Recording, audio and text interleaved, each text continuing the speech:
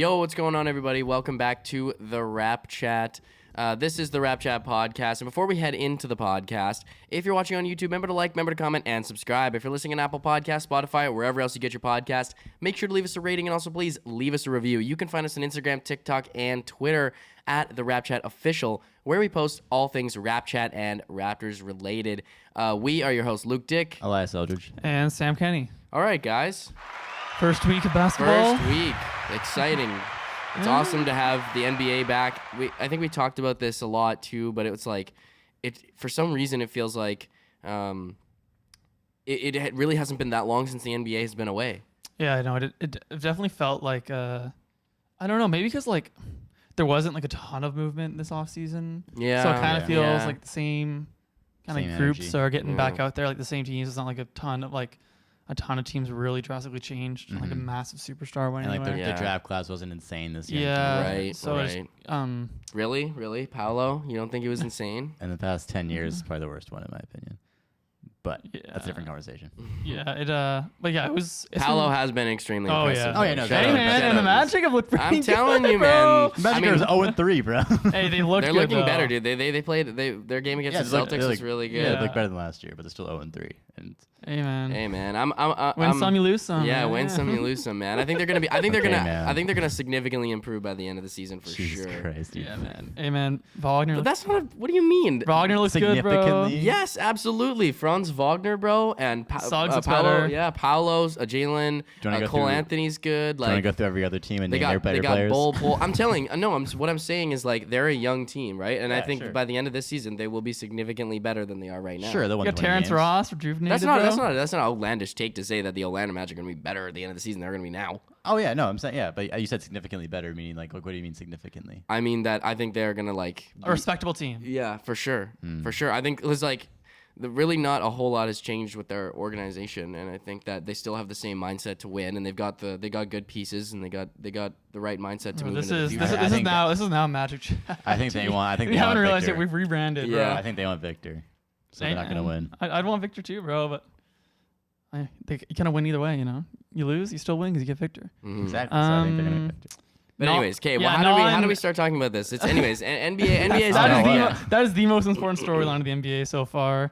I don't know, man. Like Phillies 0-3 to start. Yeah. Lakers lost again before we started recording Embiid this. looks weird. Just Let's his, go to his it. body Like, language yeah. is weird. Like just to say this as to like all the Raptors fans and stuff. Like I think like we're all really mad over the last couple games, but to put this into perspective, like Philly is 0-3 right now. Orlando's 0-3. It's a playoff team, so Hey, man. No, but for real though, like Lakers have about- Philly's Eastern Conference Finals team, and they're 0-3, and they're not performing. They're really not, and their team looks like we watched that game against the Celtics, man, and it was very boring. Like it wasn't fun to watch. and I mean, the two games we'll get into it more, but the two games the Raptors have lost, we've lost by a total of 7 points. So Exactly. Yeah. I'm not worried. No. No, not at all. And there's growing pains, man. Like think about it. This is really only the second year of a team that was a brand new team last year,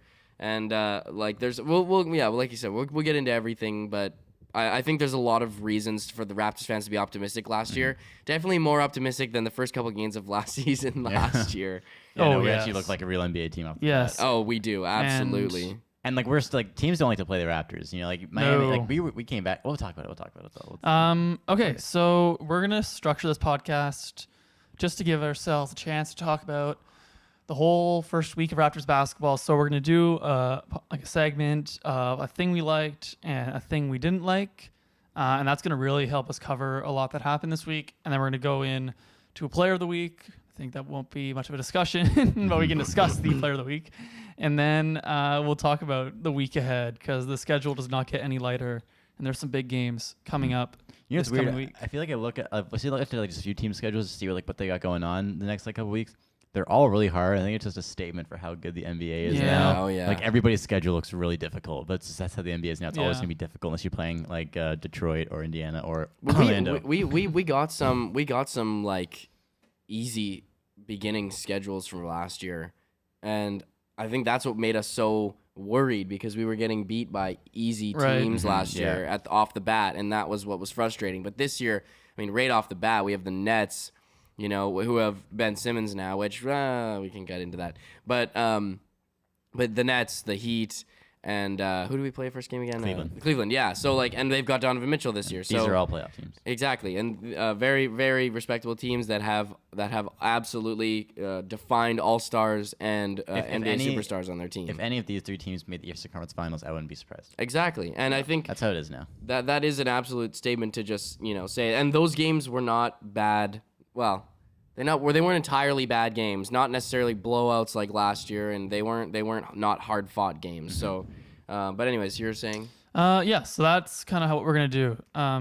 So do you guys want to get into one thing you liked? Yeah, I think you from start the first 3 games. Go for it. Okay, so I've got okay. One thing I liked, I'm gonna save for later because I think we're gonna talk about it more later. But one thing I liked was the defense and the defensive rebounding in the Cavs game, and the defense, not the defensive rebounding, but the defense generally, I think was solid-ish. Solid for the start of the season. I thought it was optimistic. I feel optimistic with the defense through the first 3 games. I think OG looks spectacular on defense. Offense, not so much, but defense, he's looked like a beast on defense. Fred, a shaky first game on D, but especially that Nets game, he was like terrific on defense in that Nets game. Pascal, you know what you're getting for him defensively. Scotty, still a little shaky at times, but you see the flashes of what Scotty can do on defense. Yeah, he wants to be a good defender, so he'll get there. Precious looked like first game wasn't great again, or like took him a while to get into it till the end of the game, but he's like looks like Precious on defense. Oh, yeah. I just want to say obviously there's gonna be missed rotations all the time because it's basketball, but you could tell it's a very similar team to last year, like personnel wise, and they feel very in sync on that end, and pretty advanced. Like beginning of the year, your defense isn't gonna be great, or not, everything's gonna be rusty. So I thought it looked pretty solid. Yeah, I was really happy with our defense for the most part. I think that out of anything, man, I was just really happy to see guys just getting after it, going for loose balls, getting lots of jump ball opportunities, and forcing turnovers, against guys who are really good with the ball. Like I remember in the Cavs game, we got Donovan Mitchell to turn the ball over a couple times, and I like those, and we got a lot of turnovers from the Heat too, and I think that like there are things that I'm not super happy with. I think we can be a little too jumpy on defense sometimes. Like that's what was not like great for me, but for the most part, like our defensive aggressiveness is there, and I think we all have a really solid and uniform defensive mindset. Yeah, I think we just need to tighten up on defense is the big thing, where I feel like we get a little too overambitious sometimes. Big thing with I have like the defense generally so far, but yeah, like things where a game like Brooklyn where it's a lot of one-on-one defense. There are guys who are good at one-on-one defense, like Pascal, OG, Precious. But I think a lot of like Fred's not great in isolation against a guy like Kyrie or Damian Lillard, those kind of guys. Even like Tyrese Maxey exposed Fred in the playoffs last year. But I think where sometimes the one-on-one defense isn't great because the help defender is always late and things like that, where I think that's what the defense needs to tighten up. You need to be more aware of what's going on at all times defensively. I think guys like Gary and Scotty, especially because they're younger too, they're guilty for this a lot, is just not stepping over in time. Koloko had a few bad switches and rotations and stuff like that too. So I think that's where the defense needs to tighten up. But as far as just general defense, I mean, guys looked pretty good. So yeah, no, and a couple things I want to touch on there with you. What you said is the defensive rotations being late too. It's like I'm not entirely mad when we're like a little late on the defensive rotations if you're leaving somebody like Royce O'Neal open for a 3, but like I'll live with that. But it's like when we get Max Strus open for 3s all game, that is unacceptable, man. Like it's just that if you're gonna be late on those rotations, and that's something that's gonna be a problem this season, we're gonna struggle because there are really great 3-point shooting teams in the NBA, and that is we're gonna suffer because of that if we're gonna keep being like, I'm not saying that's something that is gonna be a problem, but if it is a problem, that is something we're gonna have to look out for, because there is a lot of really, really great 3-point shooting teams in the NBA. And like think about the Celtics, man. Like they Sam Hauser. Yeah, like that guy shoots the lights out, man. Like, But teams like that where they have Tatum, Brown, Brogdon, Grant Williams. Marcus Smart. I'm gonna call Mark Smart really a shooter like that, but No, but you have to guard him. You gotta respect him. Even like everyone on their team except like Robert Williams can shoot threes at a respectable level. Yeah. So it's like, and a lot of teams, the top of these can do that. Like Cleveland's got a lot of guys like that. I just saw Miami like that. I think even Brooklyn has guys like that. So that's something if you're gonna be late on rotations, you gotta. I think if like I said, if it's gonna be a thing all season, maybe it's something we gotta embrace, and then kind of adjust in an intelligent way where the help defender is always in a spot. Like if OG's a great help defender, he has to be the guy that's like going to be in the spots. You know what I mean? Like to get to those late rotations. Like you don't want Fred going out and like set Scottie up to be the guy who's going to be late on the guy who's not a good shooter. You know what I mean? So. And then the other thing was, to be honest, I can say this as a thing that I disliked and a thing that I also liked, but I was really impressed by Christian Koloko's defense. To be honest, like for a guy like him to be coming into the league at 22 years old and not having played, a long-term amount of high-level basketball, to have him just thrown into an NBA pace game, really taking over for Chris pretty much, because that's pretty much what we had him out there for, is aside from drop coverage, but really being able to play those roles. Like Christian got quite a few blocks. I think he was always aggressive. I think we saw that Miami game, like his whole beef with Caleb Martin. Like, I think just that attitude is what we need, and I really like the defensive energy out of Christian. And I like, to be honest, like I just think that by the end of the season, if Christian does get more consistent playing time and more time on defense, like I do think he can become one of our best defenders for sure. I thought he looked so good defensively in the Cleveland game. Like he looked like he looked like a real NBA player. Yeah, I was not expecting that. There were multiple plays. He's never going to be a guy who's like, he's not going to be precious on the perimeter, but there were multiple plays where he stayed vertical on Donovan Mitchell's drives. There's 2 plays in particular. One where he got a block on the second jump, which showed some really good athleticism. And then that's a really hard game to get thrown into for your first game, because you're going against Jared Allen, who's, one of the best slow post players in the league 100%. and one of the best rim runners in the league. And he, Jared Allen had a monster game too, but he really held his own against Allen. And the first half of the Nets game, I thought he looked really good. He was just trying super hard, grabbing boards, crashing the glass, and then, second half he looked like a rookie. I think where Koloko got kind of exposed was a matchup with like Nick Claxton, where he's such a shifty big, as opposed to like Allen, who's more of a generic, like a power big. Generic, but he's like an elite rim running center where he's not doing much with the ball in his hands. But when Nick Claxton gets the ball in his hands, he can be really shifty with it and uses length, and that's where Koloko got kind of mixed up defensively. Koloko's been awesome. Yep. It's not an easy role to take on. No, man. It's absolutely not. No, but he's done a good job. Man. Other things you guys liked? I think what I like so far is our chemistry. I think everybody we look way more ready than we did last year. For sure. Because that's just a byproduct of these guys being the starting 5 for the second season now.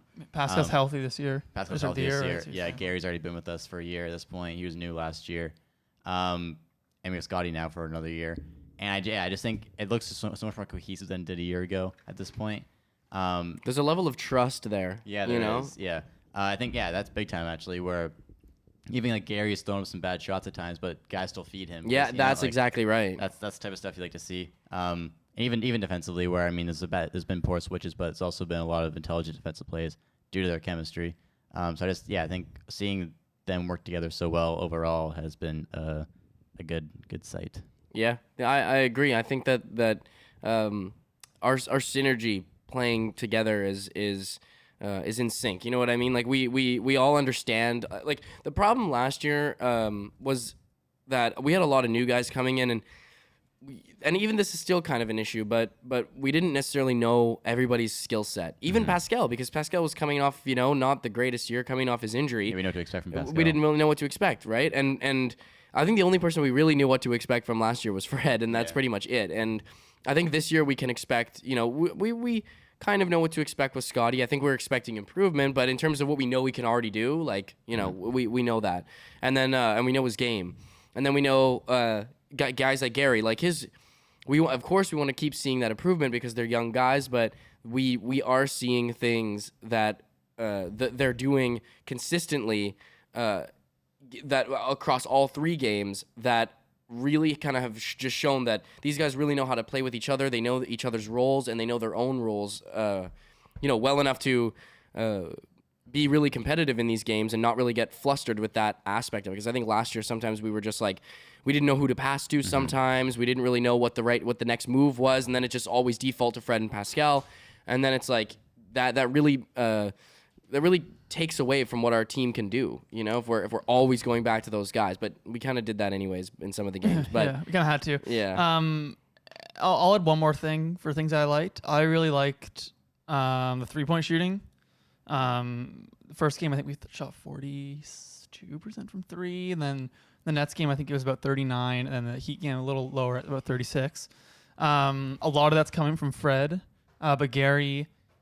In the first and third game was really shooting the ball well. OG's hit some timely threes. The rest of the offense doesn't look great, like I said, but timely threes. Precious came alive from 3 in that Miami game finally. Pascal hasn't really found his 3-point stroke really, but you're not going to expect him to. And Scotty's hit a couple threes, but really it's been like that backcourt. Fred and Gary have really, their primary offensive role is still just to be the floor spacers, and the team doesn't work without that. And they really, it's maybe unfair on them, but it's a lot of pressure on them to have to be good shooters every night. And in Miami, we saw Malachi Flynn have a really good 3 Yeah, Malachi Flynn, right? Amazing. Which, because my worry was at the fact that we only had 2 really floor space. I mean, OG is called a floor spacer, but he's also an in and out kind of guy. Where Gary and Fred are only on the perimeter for the most part on offense. So I was kind of worried, like, man, we really don't have anybody else who can do that. But Malachi Flynn came in and showed that he can do that. So if we can consistently get that on a night-in basis where he hits 2 threes a game for us and just can be a reliable shooter, like 37% 3-point shooter, be so good to have. Yeah, he was really confident. I really liked seeing that. He was catching them, shooting them, no question. He took 4 threes in 8.5 minutes and hit 2 of them. That's great. Yep, and had 3 fouls, man. He was aggressive, man. I like that. I really like that. I think he came in at the point where the Raptors are pissed, and so they're all kind of. And that's that good. And I think that's what you need from the backup point guard position. I think that's what Banton's lacked so far is aggressiveness. Yeah, and I think time. Malachi, you've seen Malachi. It's his 3rd year. It's kind of like it's do or die time. And right? he knows what the NBA is at this point. Yeah, and he knows, right? He doesn't perform this year. He's probably not an NBA player anymore, right? Yep. That's just kind of the nature of it. Or he's gonna be like a 2-way player for someone. That's the nature of it, right? Yeah. So he knows what he has to do to stay in the league. Yep. And he was definitely a bright spot in that last game. Yeah, for sure. He definitely was. And was part of last game not becoming a full-on blowout, which is great. Well, I have 2 things that I kind of want to say that I really liked.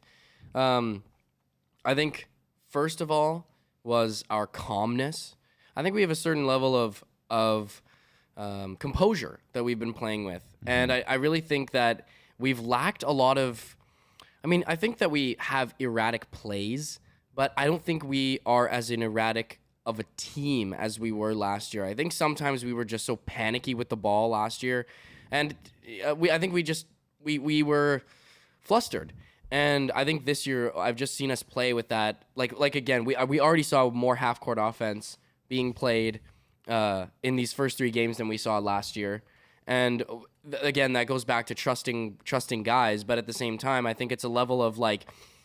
Guys are confident this year. Guys are kind of they know that they belong where they are, and that's contributing to their level of just an ability to really just level off their emotions and keep the game to a really controlled pace. Like that's because that's what calmness leads to, right? And controlled emotions is a controlled pace. And I think out of all 3 of these games, I think that you could say that the Raptors had a consistent pace to them. Yep. I don't think there was one moment where I was really thinking like we are just out of control, throwing up anything. This is bad. Yeah, I think last year I felt like a lot where the Raptors were very volatile. Like I didn't know what I was going to get from that. And I feel like these first three games, like we said, they've had the same vibe.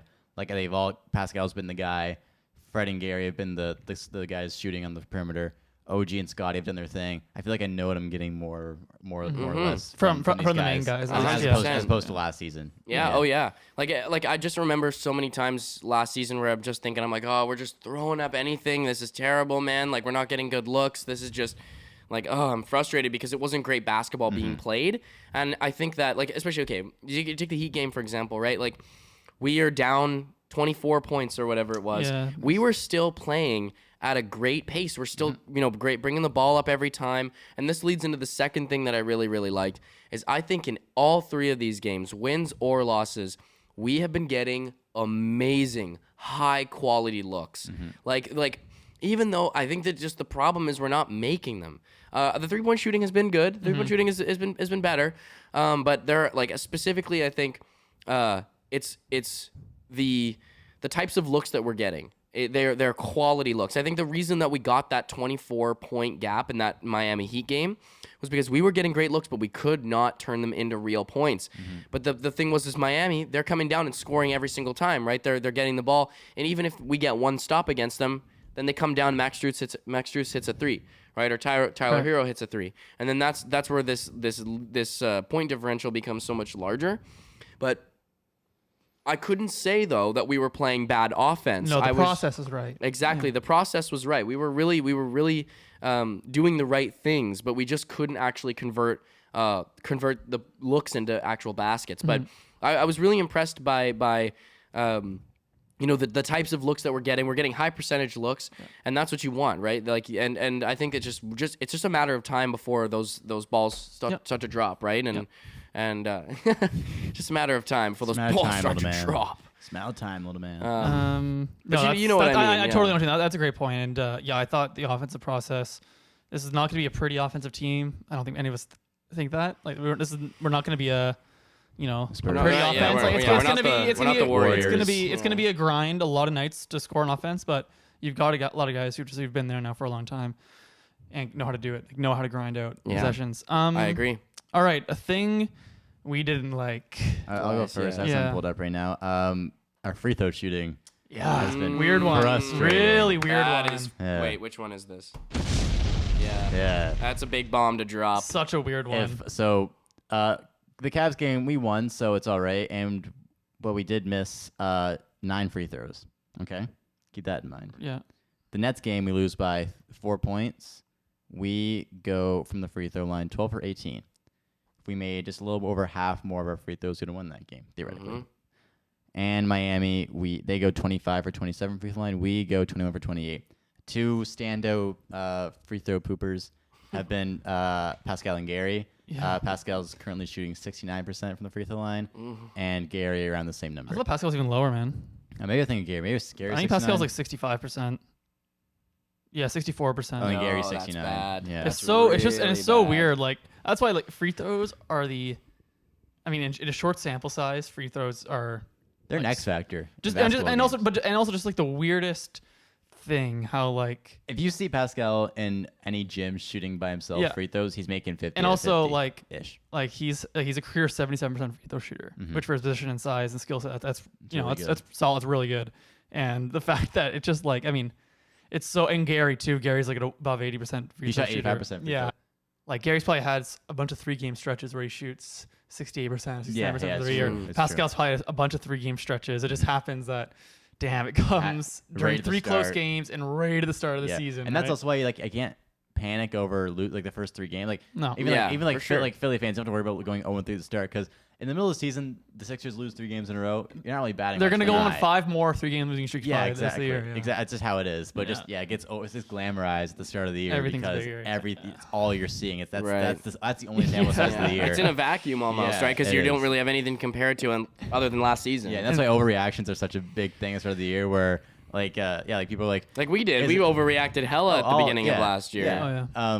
Yeah, like in the middle of a season, like the Raptors lost their first game horribly last year against Washington. We're all like, dude, the season's gonna suck. Yeah, man, we're awful. But then they get like blown up by the Pistons one game. We're like, oh, whatever. Yeah. It's like the middle of the season. March is just different than October. But yeah, it's such a big thing where this analysts who are like, should Philly change something? It's like what do you mean? The Lakers are legit, but they're not. Yeah, they're legit not good. Yeah, we all knew that though. Yeah. But just to comment on your free throw shooting point there, I 100% agree. And it's really frustrating though is that part of Pascal's game is that he has that size to get to the rim and get fouled and draw those fouls. And I think that it's like, okay, well, if you are like, I don't want, okay, again, like that, we're looking at this in a vacuum, but I gotta say, it's really not great to be starting off your season shooting 64% from the free throw line when you're getting amazing looks, and part of your game is getting fouled and going to the line. Pascal is one of the best at getting to the free throw line in general in the NBA, and like just to see him. If you're gonna like incorporate it as an aspect of your game, you have to be able to be shooting those free throws at a consistent percentage, man. And I think he will. Oh, he will it's for just sure. Blip, it's just disappointing. Yeah, That's all I'm it's saying to see that at the beginning of the season. Right? Yeah. Like the two plays that stick out to me in particular are his and one dunk that he had in the Nets game. One on KD. Yeah. And then he had another and 1-3 for a 4-point play in that same game. Missed both free throws. Yeah. And I was really mad. I was like, Pascal, if you hit both those free throws, that is not only like gonna help us chip away at a lead, but those are momentum changers, man. Though that's what gets your bench hype. That's what gets people, When you have a big like and one, the vibe's always killed if you miss the free throw. Exactly, bro. That momentum, like a dunk, an and one dunk, you lose the momentum when you miss the free throw. That's all part of it, you know. Yeah, dude. It's like writing a super dope sentence and then you don't put any period or exclamation mark at the very end. Just it's an like incomplete it's sentence. just complete an incomplete sentence. It's like, yo, I just wrote this dope sentence. It's a good. Hey, man. And then it's just like there's nothing at the end. It's like, Yo, man, there's no period. yeah. So it's like, well, if is it you wanna done? look at, Is it? I don't know if it's done. If we want to look at some short samples, though, Precious Achiuwa is shooting 75% from the free throw. How many line. times has he been there? On how many? He might have 3 only for 4. He's 3 for 4. I think Yeah, that's all he yeah. actually Is he is. actually? He's averaging 4 per game. He must be 3 for 4. So no, if he's having 4 per game, he's 9 for 12. So He's 9 for 12. Yeah. That's really good, actually. That's That really, actually is nice. Yeah, that's for So- first three games and Bro, like how many he's- minutes he's gotten. I think he's an ace for the free throw line now. But that could kind of transition to another thing that has not been that fantastic to start the season. I'm not saying pressure in general, but just the whole everybody else except on the bench. 35. That's what that was gonna be mine actually. You can take it. I knew yeah. I had a feeling it wouldn't. Sam, take it away. Yeah, I'm trying like. So if we're looking at all 3 games, and there are only I think 2 bench performances out of those 3 games that I'm remotely good about, and it was Koloko in the first game, and there's a pretty low bar there, but he looked really good. He did. And Achiuwa in the third game and against Miami, where Precious looked really good against Miami, and he looked really good. He was like essential in closing out the game against Cleveland as well. But first of all, let's get the 2 legit bench guys are hurt right now. Like Chris Boucher is an integral part to this team, and Otto is going to be, I think, as well. And it sounds like Chris can be back on Monday, which is great. Otto's a little farther away. But now Scotty's out for the week. Yeah, I don't think. I think he's gonna be fine though. Yeah, no, he's fine. It's for the week. No healthy. I want to see the team healthy. And but Precious definitely a slow start in those first 2 games. I'm not worried. Like I still think he's gonna have a really great year. And it's not like stuff I'm worried about that he's messing up on. It's just looks kind of like rust for him. And he already looked much more comfortable in that third game. I think it's all about. I think going back to Miami kind of helped him too. I think it's always about comfort for Precious and just getting his legs under him. And as a young player, right, it might be kind of hard to get going early in the year. Delano. He's really hit or miss for me, man. Because there are times where he looks so good. Like he shows flashes of being so good. It's mostly in transition. But when the game is not in transition, if he's in a half court, if he's in any sort of half court offense, I don't even notice him. He's a negative. Horrible. He's an active hindrance to your offense in the half court. He just is. He doesn't, and he showed those flashes in the preseason. But I honestly think it's a lack. First of all, it's a lack of shooting. Pulling up mid range in the preseason, but I think come regular season time, it's both the lack of 3-point shooting, which is obvious. But also, while he did hit that 1-3 in the Miami game, which is I just want to see him shoot it. You know what I mean? It's nice to see him just take it. Yeah, and while he's extremely coordinated, he is not a plus athlete for his size and position.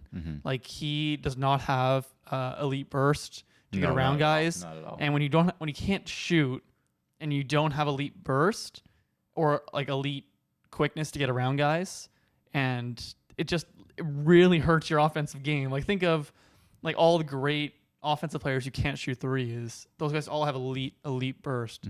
Like Giannis. young DeRozan now doesn't use his burst the same way. He's still got really good burst. But young he- DeMar DeRozan was great because he could just get around guys. But also, he can pull up over anybody. But now he can. But Yeah. as a young guy, he can just go around anyone, Yeah, right? exactly. And Delano just can't do that. No. And I'm not comparing. Like we don't expect him to ever be able to do that. But No. it's just there needs to be more for him to actually be able to contribute offensively in a half court. Like he literally takes away from you because you cannot have the ball in his hands, and he can't create in a half court because he can't go around anybody. He ends just passing it to somebody else. Yeah.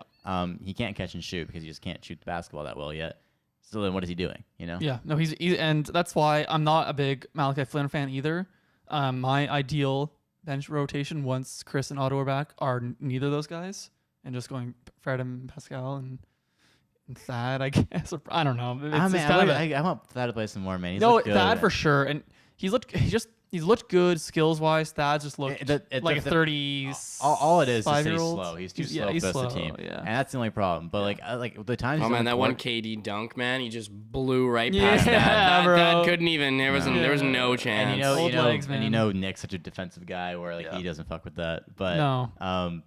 Man, just the minutes you have seen with Thad, especially on offense, he brings such a veteran presence. Like it feels like different energy when he's on the floor. You just feel way more comfortable. And he makes those bench units work. Because those bench units, no matter what, as soon as you take one of those guys out of the starting lineup out, your offense is just getting worse and worse so quickly, right? Because there's no offensive threats off the bench, right? They're all defensive guys for the most part. And having Thad out there kind of masks like the youngness and the rawness of the bench by getting to with connecting plays, and he kind of acts as like a pseudo Pascal or Scotty, right, with his playmaking at that size. But I understand why he wasn't playing in some of these games. There were I thought the Miami matchup was actually better for him. I don't know. I wish he got in more in that one.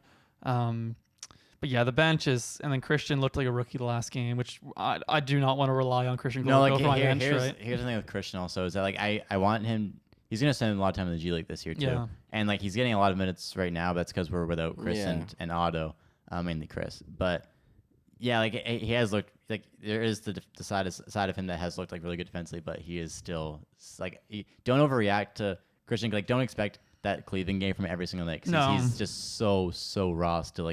He's so limited on his skills offensively. He's still too small too, and he has great defensive instincts, right? But that's really all he's just not a very skilled basketball player at the moment. You know what I mean? And that's gonna take some time just because of how raw he is. Yeah, and that's what G League's for. Yeah, exactly. And once Chris is up, he's gonna be.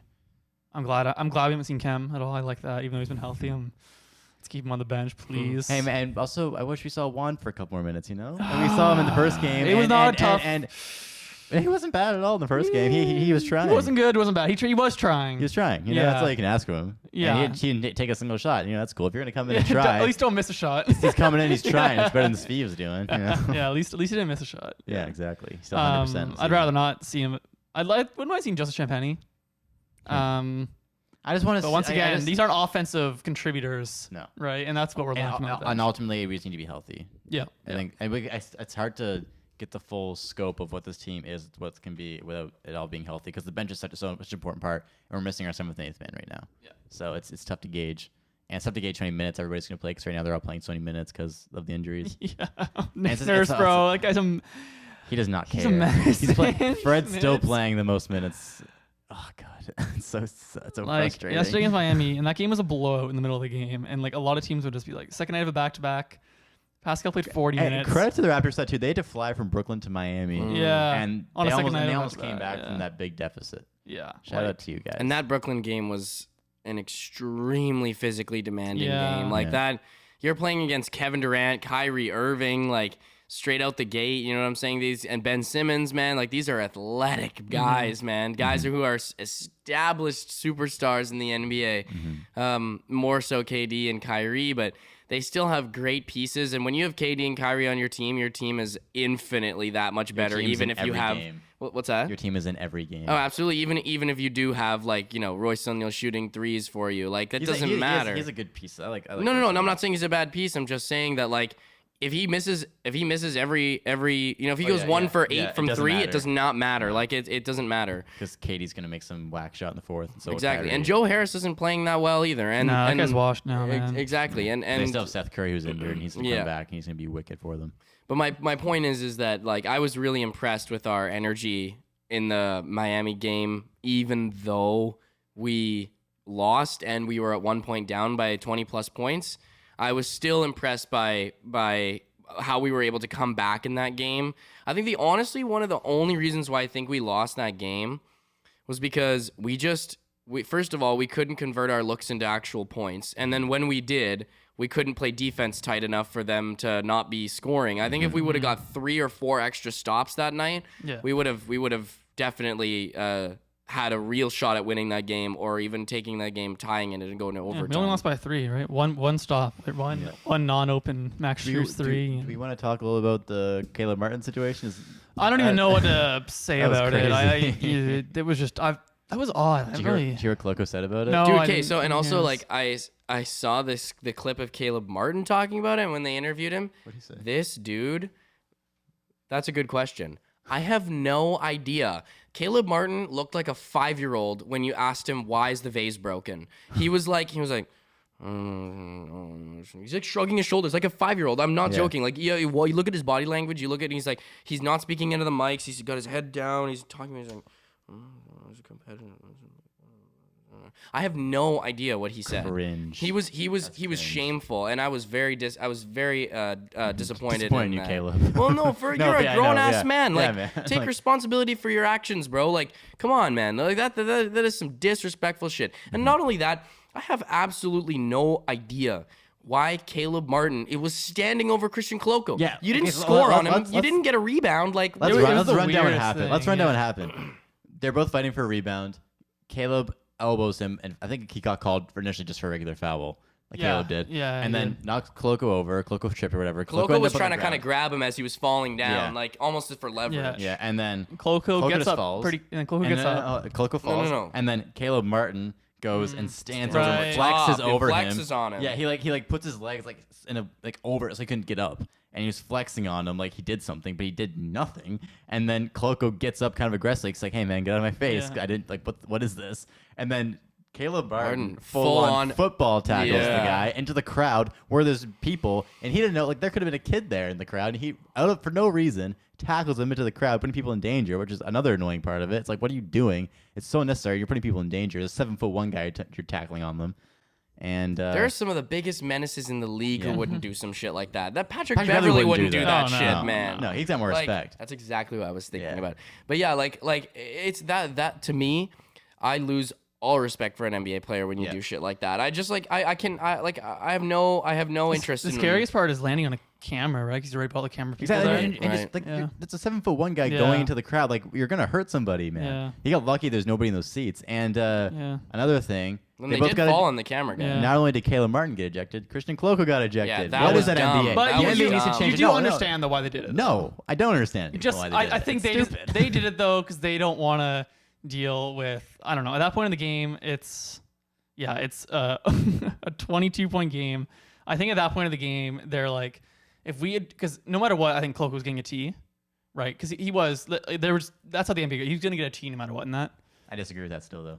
You shouldn't go to technical. I don't think he should have got technical at all. No, he 'Cause did he anything didn't wrong. say- He did nothing wrong. He No, stood up for I know. himself. And he didn't do it in a dangerous way. He didn't stand for himself in a dangerous way. He said, "Get out of my face," and put a hand But on the him. way the NBA works, I know, you're gonna get a T, I'm right? saying it shouldn't work like that. It Yeah, should be yeah. Caleb Martin gets kicked out of the game because he was way in the wrong, and Koloko did nothing but stand up for himself. But see, the problem with that is it's really, really difficult to come up with a standardized set of rules for very nuanced I don't think there has to situations. be a standardized set. I think it could be a play-by-ear situation. That's what I'm saying, but I think the NBA is uncomfortable with doing that sort of thing because it's such a rule-based league, and I agree with you. I think that it should be more of a case-by-case situation, but I think that basketball has this sort of culture of like, you know, it's either this or this. We have to punish people who don't play by the rules.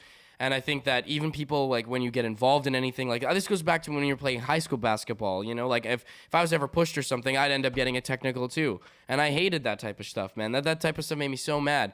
But it's at the end of the day, it's this sort of...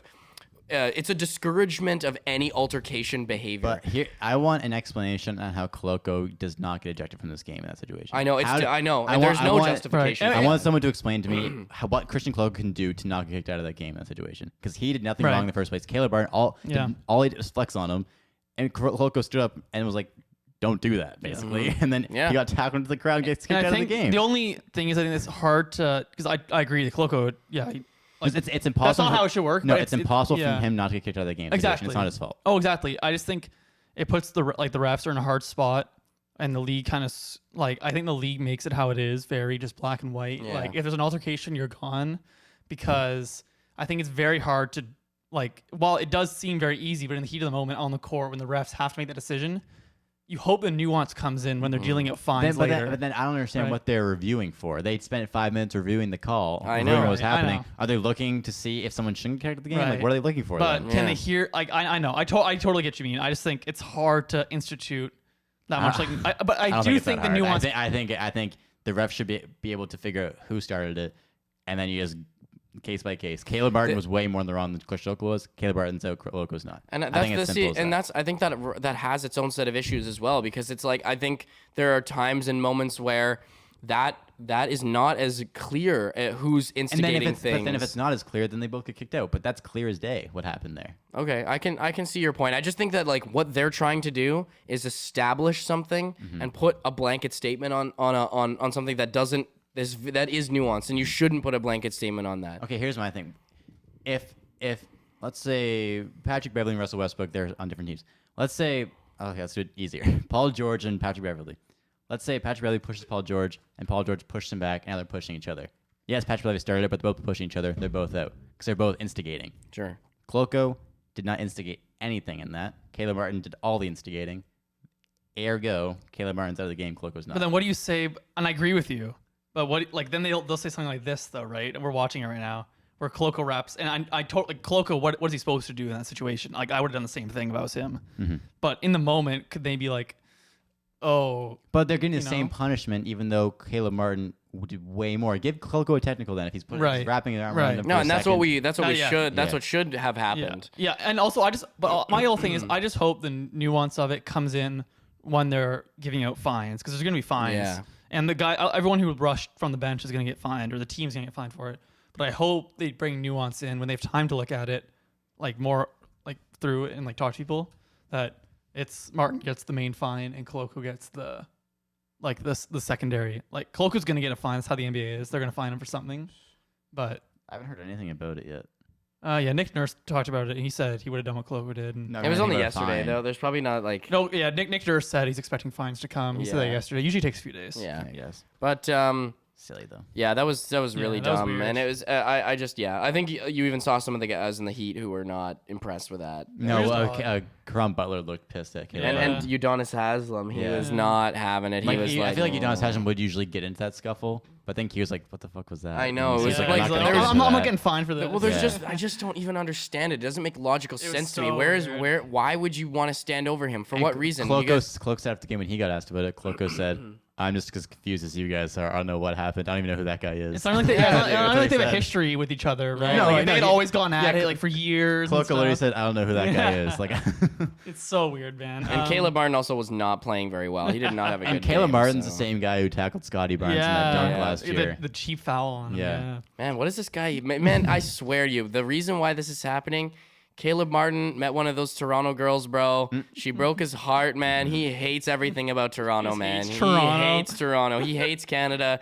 He's a menace, bro. That's back-to-back years he's gone at our rookies, man. I don't Yeah. like it. I I know. don't like it. All right. Well, can I say one last more thing? thing? Because Okay. the one thing that I didn't like, this is kind of two things, but also kind of one thing. Try and keep it to one, all right?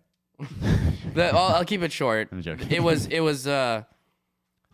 the thing that I did really like was that we were getting great looks. The thing that I didn't really like is that we weren't actually scoring.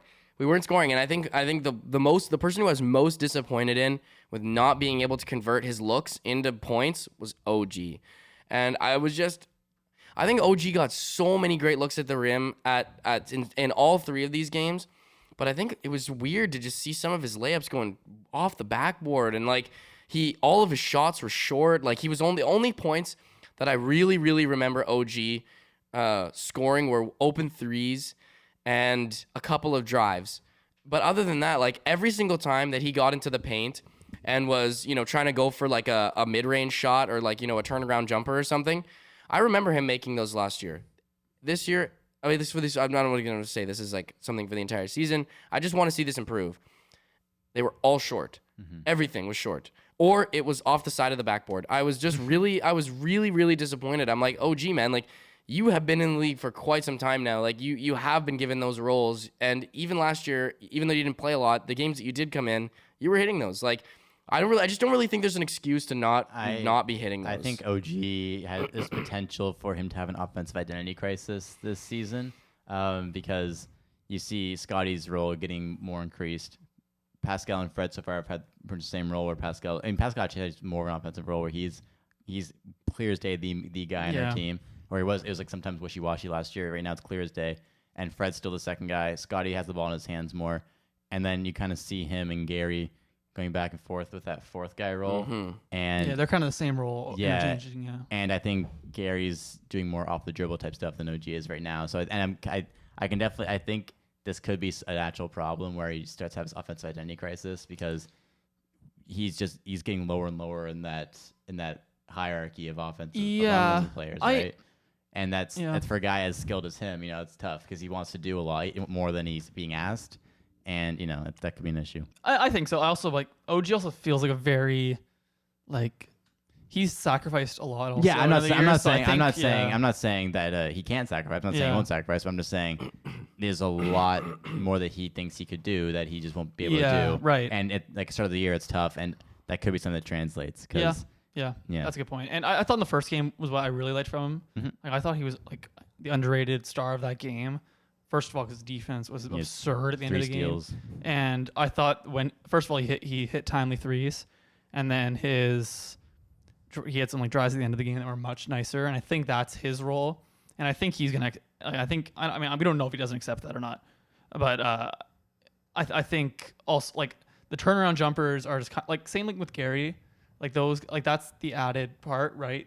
Either there's threes, they're shooters first, both those guys. Mm-hmm. OG's definitely more of an inside presence as well, even though it doesn't look great sometimes. He's still teams actually able to respond to him when he drives. Mm-hmm.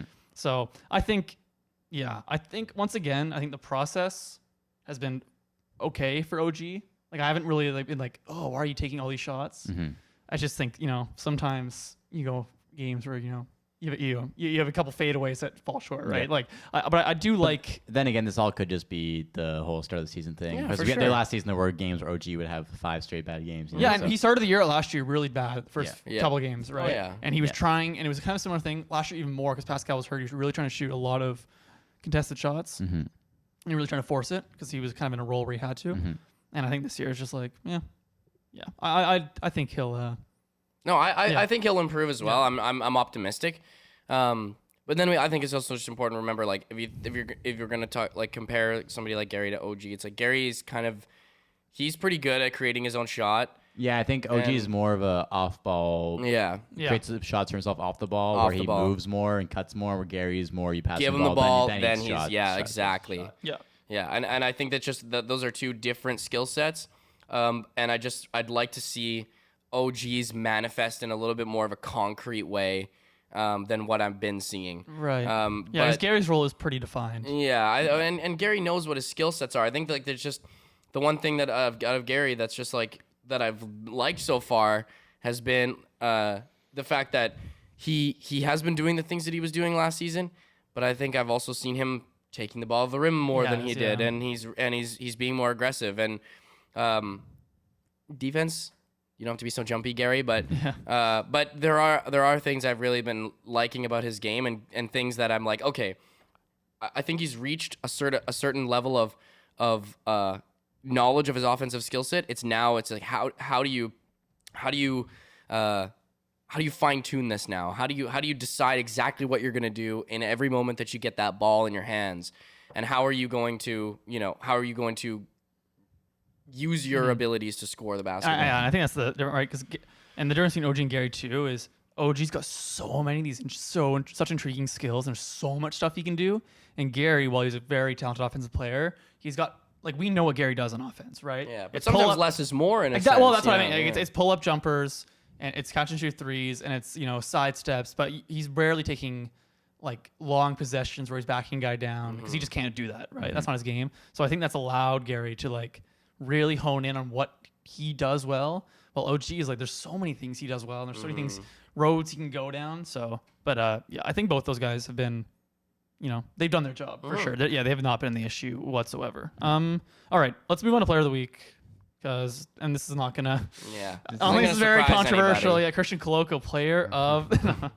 Juan Hernan Gomez. Yeah, those 7 minutes were really elite, man. Game-changing minutes. From Kem Birch, bro, his cheering on the sideline. I'm just saying. The games that Juan has played, we've won. The ones he hasn't played, we've lost. So I'm just putting that out there, guys. I'm just putting that out there. Nick, come on. He's the difference, bro. He is the difference maker. He is the difference. No, it's Pascal Siakam. This guy is incredible. He's so good. So far, he is averaging. Let me pull it up here.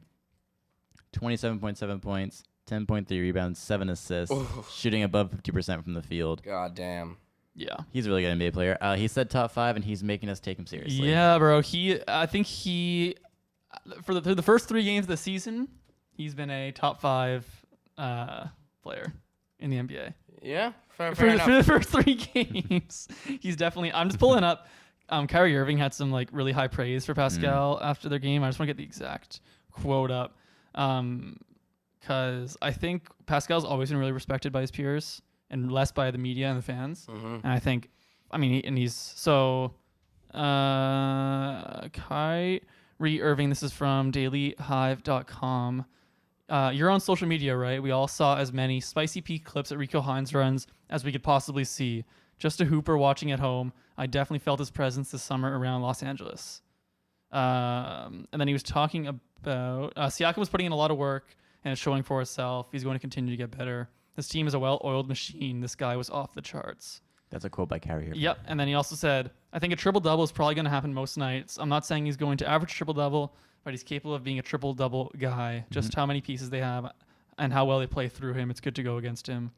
But I'm glad we got the win tonight. And we talked about the offensive stats. His defense is also, he's their best defender. He's and he's got jobbed. And he's had to play a bunch of these games through foul trouble from some really weak calls against him. Yeah, especially that first game. Yeah, and he's credit for him for being able to still be an anchor defensively with foul trouble. And he's done everything offensively, bully drives, finesse drives, fadeaways, pull-up jumpers, going hard to the rim. He's hit some catch and shoot threes. Yeah, the N1 3 we saw.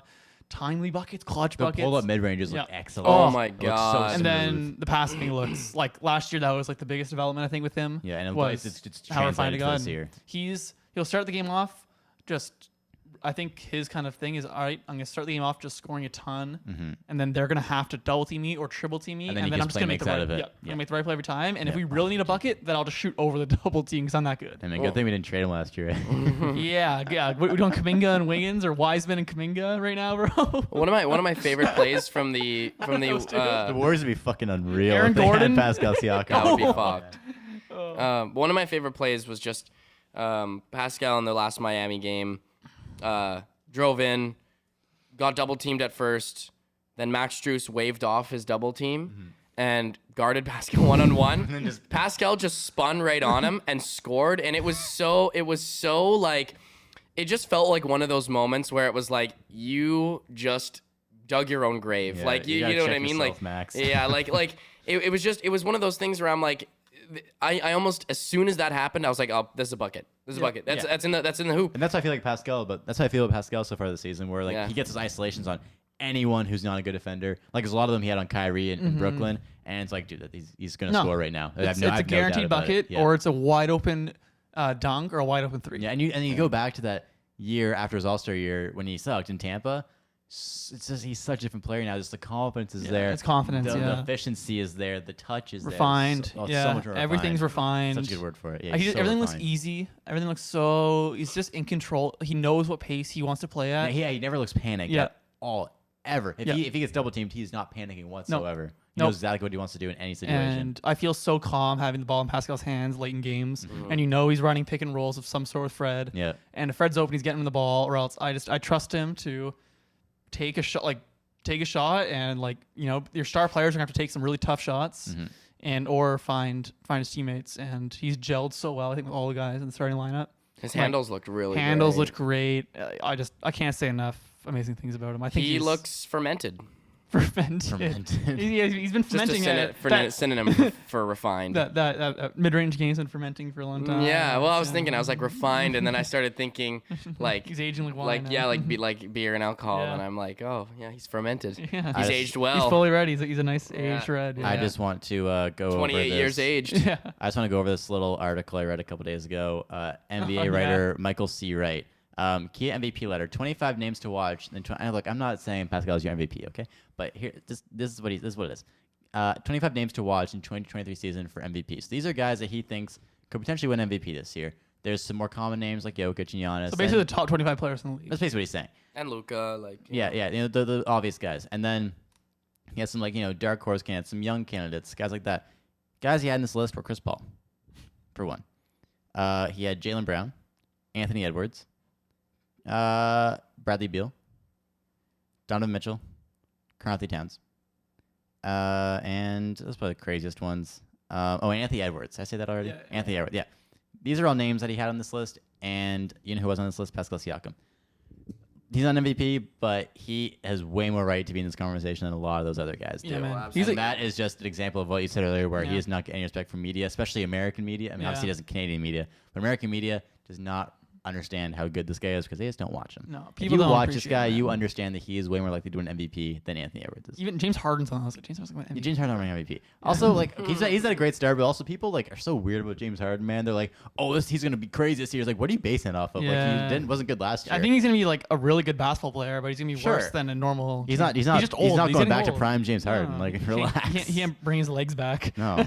And Chris Paul being on the list over Pascal's crazy. Crazy, bro. Speaking of James Harden, the next coming week, the Raptors Yes, we got. play Philly twice, and Miami. We play Miami on Monday, and we play Philly Wednesday. This is coming out Philly tomorrow. Friday. So we're playing Philly or Miami again today. Today, right? Sorry. I'm not going to call it a must-win, but it'd be really nice to win that game. Yeah, I don't want to let's go get down a 1-3, W, man. yeah. And these early season games are really important this year just because of how stacked the East is this year. I think it's really Tiebreakers, important. too. Yeah, tiebreakers especially. Yeah, you don't want to lose 2 games to Miami off the rip because I think we played them 3 times maybe or maybe 4. Probably only 3. Yeah, I think it's division you play 4, Yeah. then the rest of the conference play 3, and then Yeah. So yeah, you definitely do want to win this game today. I think it's definitely easy to. We're not coming off a back-to-back this time. Sucks that Scotty's out. Gary might be out too. Oh yeah. Yeah, I he see rolled that. his ankle into that last game. We'll figure something out, and then we got Philly twice. I'll see if they get more of a run going, or if we're gonna play them 0-4. And what I'm excited for, well, I'm not bittersweet because I think Scotty's fine, Gary's fine. They're It's fine. It's just gonna be out for a week. It's gonna happen throughout the year, but I am interested to see. I think it's a really interesting stretch of games because Precious is almost certainly gonna enter the starting lineup. Yeah. And he's joining against Bam on Monday, and then 2 games against Joel. We'll see if OG gets a bigger role too. Wednesday, Friday, Yeah. OG as well. So I think, and you can't expect Pascal to keep carrying like this. You need some guys to step up. Fred's played well, so Well, that's what I was really hoping for in this Miami game was that I was going to see Precious and OG step up, and that's Precious did. Precious looked yeah, good. yeah, he looked better. 18 He looked 10. better, yeah. And I would just like to see a little bit more consistency. Yeah, for sure. And something where I can be something I can revert back to. You know what I'm saying? Like sometimes I'll watch Precious play, and again, please don't get me wrong in thinking that. Please don't get me wrong when I'm when I'm saying this, but Precious doesn't really have much of a baseline. You know what I mean? I could get 8 points out of him in 30 minutes, or I could get 20. You know what I'm saying? I would Don't know if you're gonna have me yet. Exactly, and I would just like to see a little bit more of that consistency out of Precious because I know he's capable of it. I absolutely know that if he wants to, he can shoot the 3-ball consistently. He can get to the free throw line. He can have some finesse at the rim and use his athletic abilities to be a monster out there. But I think in the first couple of games, I think we saw him play a bit reserved. And I think he needs to figure out what his skill set is. I don't think he really knows yet because he had such a rapid increase in minutes. just play. Yeah, totally. Last season, especially halfway through the year, where he just all of a sudden became really good. Right. I don't think he really he was above earth at that point. He's back down to earth now. Yeah. I think he needs to figure out where he needs to put himself offensively. Yeah, and all that stuff, which will come with I time. agree. I agree.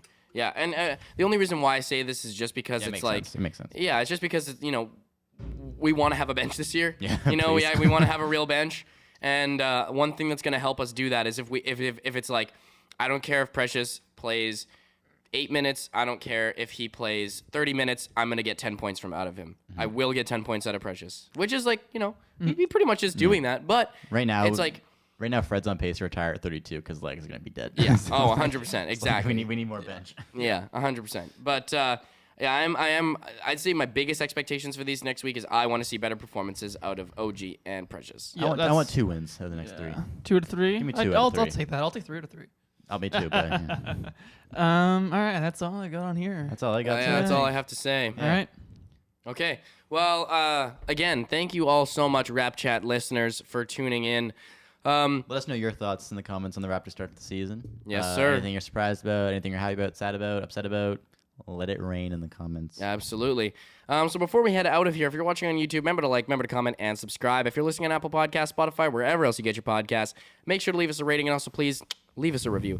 You can find us on Instagram, TikTok, and Twitter at the RapChat Official, where we post all things RapChat and Raptors related. We're your host, Luke Dick. I'm Elias Soldier. And I'm Sam Kenny. Peace out. Later.